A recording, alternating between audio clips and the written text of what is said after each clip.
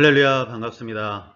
오늘도 예배드리는 하나님의 자녀인 여러분들에게 하나님이 주시는 은혜와 복이 넘치시기를 예수님의 이름으로 축복합니다. 오늘은 베데스다에서 생긴 일이라는 제목으로 말씀을 나누겠습니다. 하나님의 말씀은 요한복음 5장 1절에서 18절까지의 말씀이 되겠습니다. 이번 주, 다음 주 두 주간은 이 본문으로 하나님 말씀을 나누도록 하겠습니다. 예수님께서는 갈릴리 가나에서 왕의 신하의 아들을 고쳐주셨습니다. 그리고 오늘은 명절이 되어서 예루살렘으로 다시 올라오셨다고 기록하고 있습니다. 여기서 말하는 명절은 많은 성경학자들은 유월절이라고 얘기하고 있습니다. 이 유월절에 예수님께서는 베데스다 연못이라는 곳을 찾으셨습니다. 이곳은 오늘 본문에서 소개하고 있듯이 병자들이 누워있는 곳입니다. 3절의 말씀을 보면 그 안에 많은 병자, 맹인, 다리 저는 사람, 혈기 마른 사람들이 누워있다라고 기록이 되어 있습니다. 여기서 누워라는 단어는 다른 사람의 도움이 없이는 거의 움직일 수 없는 그런 상태를 말하는 것입니다. 그러니까 이곳에 누워있는 분들은 그 병세가 심한 분들입니다. 누군가의 도움이 없이는 거의 움직일 수 없는 그런 상황에 있는 분들이 이곳에 많이 모여 있는 곳입니다. 그런데 이런 곳에 예수님께서 오셨다는 것입니다. 6월절에 오신 것입니다. 6월절은 우리가 다 알다시피 이스라엘 백성들이 애굽에서 이집트에서 노예 생활을 마치게끔 하는 하나님의 마지막 수단이셨습니다. 양의 피를 이스라엘 백성들이 사는 집의 문설주에 바르면 죽음의 재앙이 넘어가게 하셨습니다. 죽음을 피하고 자유의 길로 생명의 길로 나아가게 하는 날이 이 날입니다. 바로 이 날에 예수님께서는 어디를 봐도 죽음만 있는 이곳에 찾아오신 것입니다. 그러면 주님은 이 6월절에 이곳을 찾아오신 이유가 무엇이었을까요? 예수님께서 이곳을 찾아오신 첫 번째 이유는 자비와 은혜의 회복을 위해서 찾아오신 것입니다. 베데스다라는 뜻은 자비의 집, 은혜의 집이라는 뜻을 가지고 있습니다. 분명 이름은 은혜와 자비인데 정작 이곳에서의 삶은 은혜나 자비는 찾아볼 수가 없는 곳입니다. 오늘 본문 3, 4절을 보면 물의 움직임을 기다리니 이는 천사가 가끔 못에 내려와 물을 움직이게 하는데 움직인 후에 먼저 들어가는 자는 어떤 병에 걸렸든지 낫게 되밀어라, 이렇게 기록하고 있습니다. 근데 여기서 우리가 볼 말씀은 먼저 들어가는 자라는 말입니다. 먼저 들어가는 자, 이 말은 제일 먼저 들어가는 그 한 사람을 말하는 것입니다.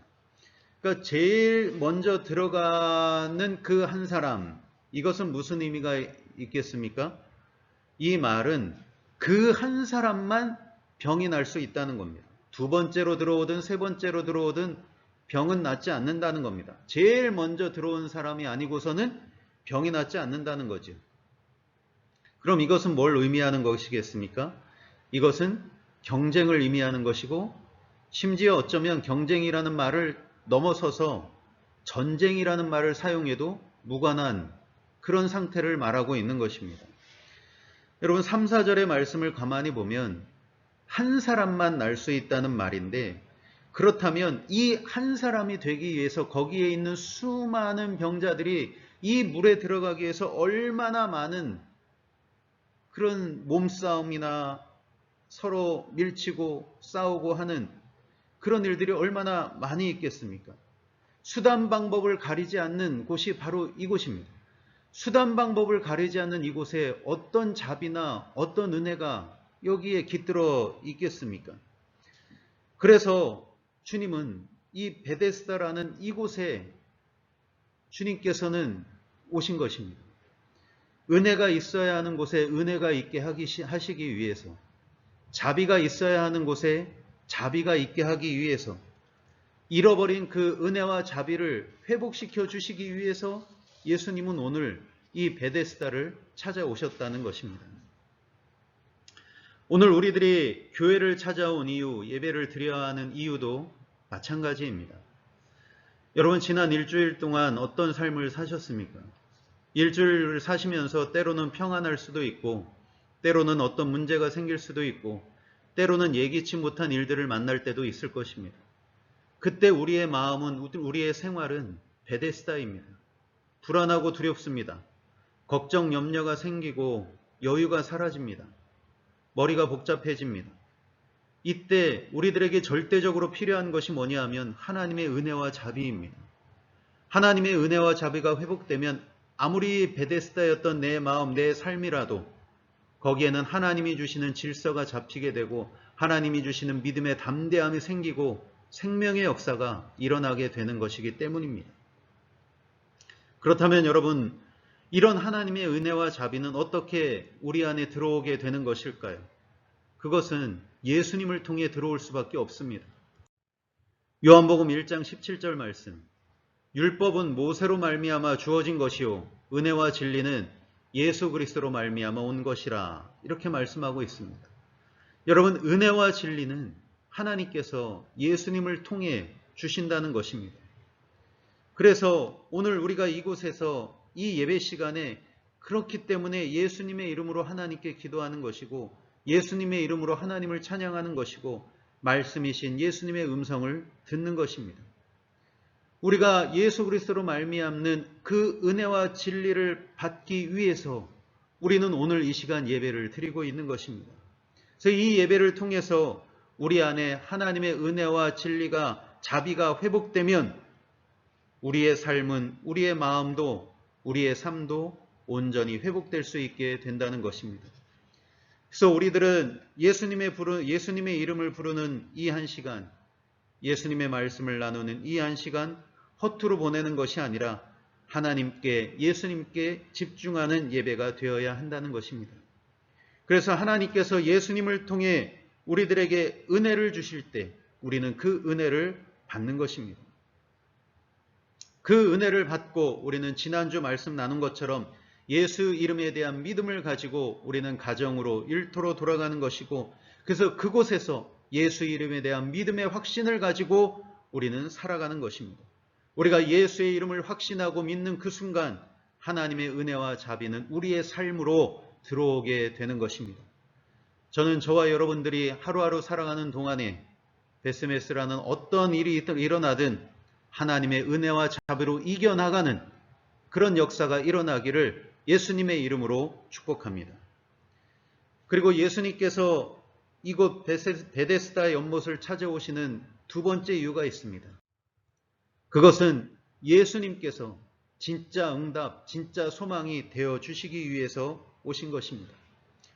여기에 있는 이 환자들은 이곳 베데스다 연못에 모인 이유가 있습니다. 그 이유는 조금 전에 말씀드린 3, 4절, 물의 움직임을 기다리니 이는 천사가 가끔 못에 내려와 물을 움직이게 하는데 움직인 후에 먼저 들어가는 자는 어떤 병에 걸렸든지 낫게 되밀어라.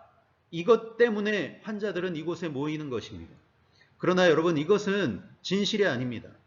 이것은 미신이고 이것은 전설일 뿐입니다. 그런데 수많은 사람들이 여기에 자신들의 생명을 걸고 있다는 것입니다. 미신, 전설, 이것은 진정한 소망, 진정한 응답이 아닙니다. 그런데도 사람들은 여기에 목숨을 걸고 있습니다. 심지어 여기에 모인 사람들은 이것이 전설이라는 것을 너무나 다 알고 있습니다. 그런데도 여기에 모여 있습니다. 왜냐하면 지푸라기라도 잡고 싶은 그 심정들이기 때문에 여기에 다 모여 있는 것입니다. 혹시나 내가 살 수만 있다면 무엇이든 못하랴, 그런 마음으로 여기 다 모여 있는 것입니다. 여러분, 얼마나 안타까운 일입니까? 사람은 거의 다 비슷합니다. 살 수 있는 길이 있다면 사람들은 뭐라도 하려고 합니다. 우리 한국 사람들 몸에 좋다면 뭐든지 다 잡아먹지 않습니까? 그런 것이죠. 정말 이 베데스다에 있는 사람들은 낭떠러지 끝에 와 있는 사람들인 것입니다. 여기서 더 이상 갈 곳도 없고 더 이상 무언가를 해볼 수도 없는 사람들이 여기 다 모여 있는 것입니다. 그런 사람들이 모여 있는 곳이 바로 이 베데스다입니다. 그래서 이 베데스다의 사람들은 무엇이 진짜이고 무엇이 가짜인지 구별 능력을 이미 상실했습니다. 있기만 하면 그것이 옳은 것인지 그것이 잘못된 것인지 그것을 따져볼 만한 그런 여유가 없습니다. 그럴 겨를이 없습니다. 그들은 그냥 그것이 무엇이 됐든 붙잡고 보는 것입니다. 살 수만 있다면 그렇게 하는 것입니다. 때로 사람들은 돈을 벌 수만 있다면 그것이 옳은 방법인지 나쁜 방법인지 그렇게 신경 쓰지 않습니다. 세상의 유혹이 우리를 혼란스럽게 할 때가 있습니다. 이렇게 우리가 문제 때문에 마음의 무거운 짐으로 갈팡질팡할 때, 또 세상의 유혹으로 인해 우리의 마음이 미혹되고 흔들릴 때, 바로 이런 때 예수님께서는 오시는 것입니다. 그리고 말씀하십니다. 내가 곧 길이요 진리요 생명이라고 말씀하십니다. 여러분, 우리들에게 벳사 같은 어려움 때문에 내가 무엇을 해야 할지 모를 때, 반대로 나를 유혹하는 그런 것들이 있어 내 마음이 혼돌될 때 예수님은 우리에게 찾아오십니다.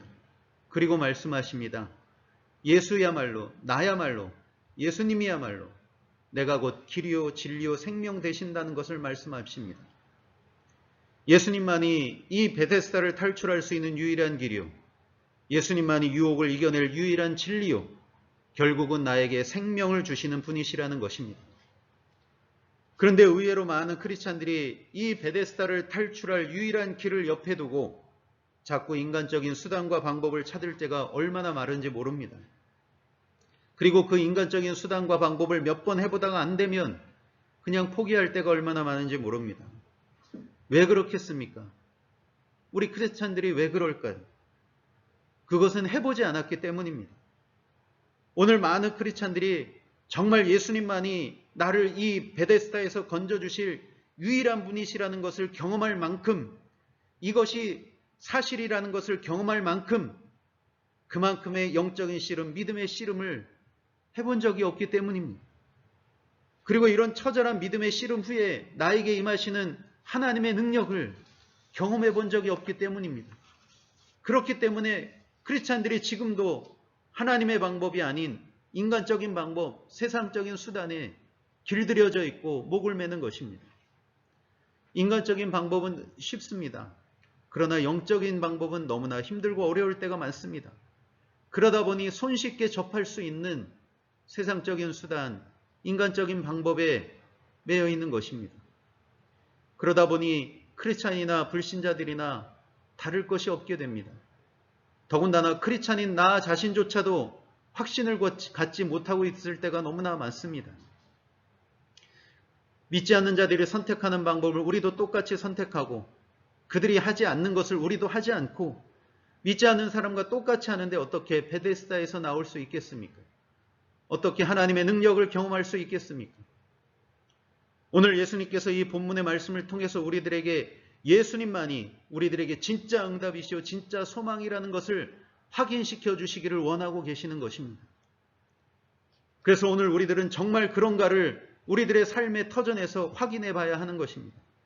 정말 예수님만이 이 베데스다를 이겨낼 유일한 분이시라는 것을 우리들은 확인해야 되는 것입니다.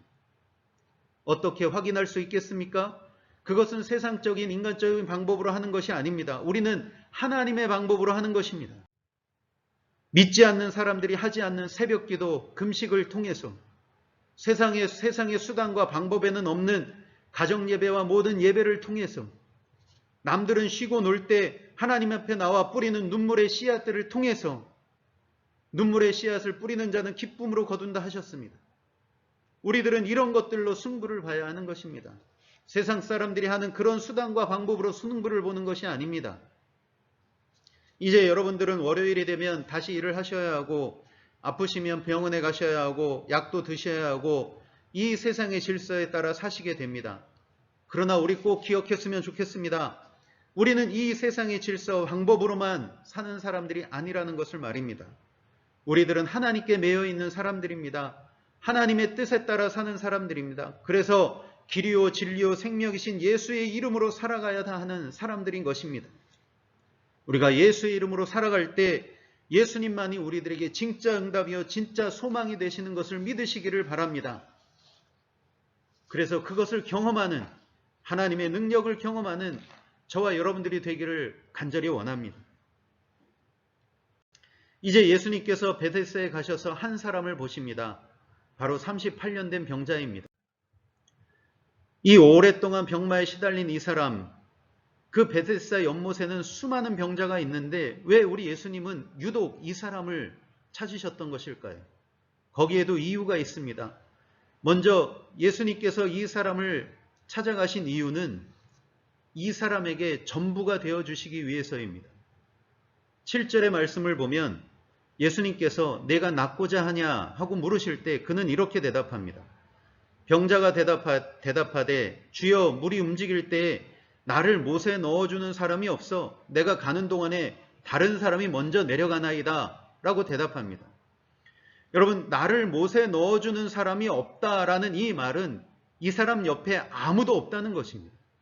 아무도 없다라는 말은 가족들조차도 이 사람 옆을 지켜주지 않고 있다는 것입니다. 지금 이 사람을 돕는 사람은 가족을 포함해서 아무도 없다는 것입니다. 바로 이런 사람에게 예수님이 가십니다. 그 누구도 이 사람을 동정하지 않고 그 누구도 이 사람을 도와주지 않을 때 예수님은 이 사람에게 찾아가셨던 것입니다. 오늘 우리들에게도 아무도 없을 때가 있고 아무것도 없을 때가 있습니다. 아무것도 해볼 수 있는 방법이 없을 때가 있습니다.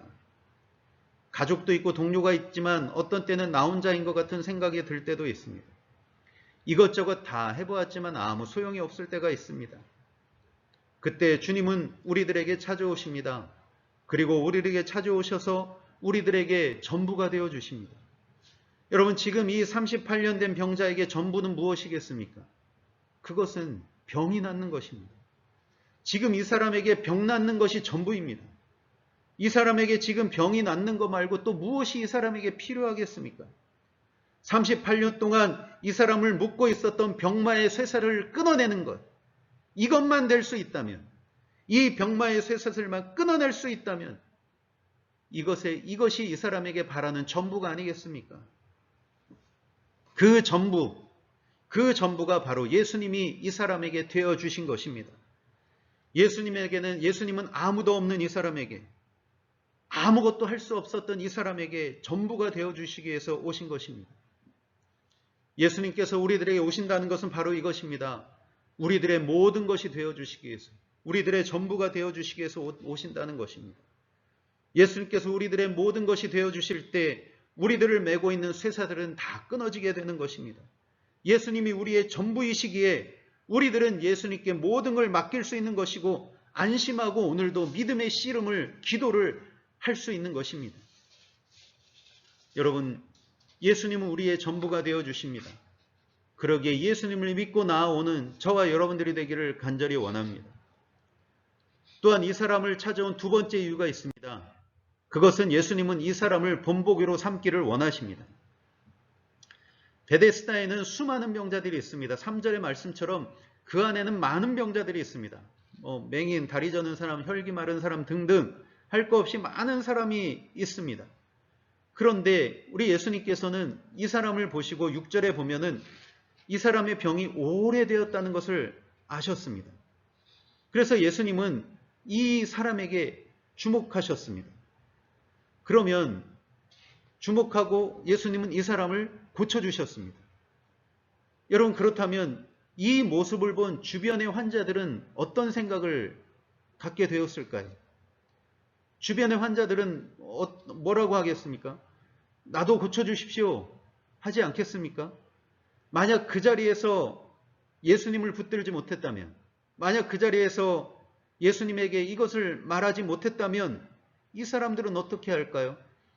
마태복음 9장에 보면 친구들이 중풍병자를 침상에 누워서 지붕을 뚫고 예수님의 발 아래 내려놓은 기사를 우리는 마태복음 9장에서 찾아볼 수 있습니다.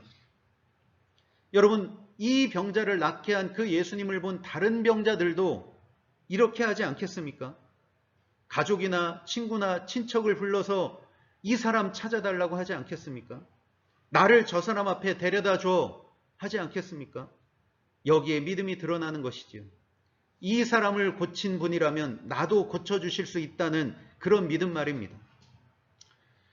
여러분, 우리 주변에서 간증하는 분들을 많이 봅니다. 병이 나았다, 응답을 받았다는 그런 간증들을 많이 들어봅니다. 그런 분들의 간증을 들으시면 어떤 생각이 드셨습니까? 혹시 하나님은 왜 저 사람에게는 저런 복을 주시고 나한테는 왜 안 주실까? 뭐 그런 생각하지 않으셨습니까? 저는 그런 생각 많이 했습니다. 아니, 저 사람은 주시고 왜 나는 안 주시나?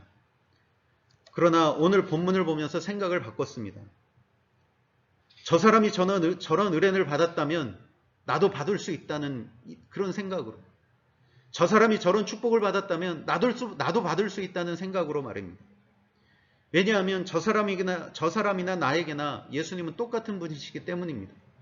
예수님이 저 사람을 사랑하신다면 나도 사랑하시기 때문에, 저를 사랑하신다면 예수님은 여러분들도 사랑하시기 때문에, 똑같기 때문에 그렇습니다. 천국은 침노하는 자의 것이라고 하였습니다. 이것은 정말 천국을 침략해서 빼앗으라는 말이 아닙니다. 이것은 이제 천국은 예수님으로 말미암아 천국에 오고자 하는 사람은 누구나 올 수 있게 되었다는 말입니다. 예수의 이름으로 누구나 올 수 있는 천국이 되었다는 말입니다. 여러분, 축복도 은혜도 응답도 그렇습니다. 받고자 하는 자는 누구나 받을 수 있게 된 것입니다. 예수님은 그것을 말씀하고 계십니다. 원하는 자는 누구나 받을 수 있다는 겁니다. 예수님 앞에 나오는 자는 축복도 은혜도 응답도 누구나 받을 수 있다는 것입니다. 이 38년 된 병자를 고쳐주시면서 예수님 앞에 나오는 병자는 누구나 고침받을 수 있다는 것을 이 사람을 통해서 예수님은 본보기로 삼기를 원하시는 것입니다. 예수님은 이것을 위해서 이 한 사람을 고쳐주신 것입니다. 오늘 우리들 예수의 이름을 붙들므로 말미암아 우리 하나님 주시는 응답을 받고 축복을 받고 은혜를 받는 저와 여러분들이 되기를 간절히 원합니다. 그래서 우리들도 그 응답 받고 누군가에게 당신도 나처럼 복 받을 수 있다는 그 용기와 그 위로를 전해주는 그런 우리들이 되었으면 좋겠습니다. 그런 은혜와 복이 저와 여러분들에게 임하기를 예수님의 이름으로 축복합니다. 오늘 말씀의 결론입니다. 베데스다 연못은 자비의 집, 은혜의 집이었지만 실상 그곳은 죽음과 절망의 장소였습니다. 그러나 거기에 예수님께서 오심으로 죽음과 절망은 사라지고 진정한 자비와 은혜가 회복되었습니다. 여러분들 삶에 혹시 하나님의 은혜와 축복이 응답이 필요하십니까? 그러면 예수님을 초청하시기 바랍니다. 예수님의 이름으로 기도하고 예수님의 이름으로 예배드리고 예수님의 이름으로 찬송하고 믿음의 씨름이 있기를 간절히 원합니다. 그 믿음의 씨름이 영적인 씨름이 때로 힘들지라도 분명한 응답, 진짜 소망은 세상에 있는 것이나 아니라 예수님에게 있음을 믿고 예수님만을 붙드는 저와 여러분들이 되기를 간절히 원합니다. 그러면 하나님의 은혜와 자비가 우리의 삶에 나타나게 됩니다. 그러면 아무리 베데스다라고 할지라도 그곳은 바뀌게 되는 것입니다. 우리들과 우리들의 삶의 터전이 자비와 은혜가 회복된 베데스다가 되시기를 예수님의 이름으로 축복합니다. 예수의 이름을 부르고 예수님을 초청하는 그곳에 진정한 베데스다가 회복되는 은혜가 있는 것입니다. 이 축복과 응답을 받는 저와 여러분들이 되기를 예수님의 이름으로 축복합니다.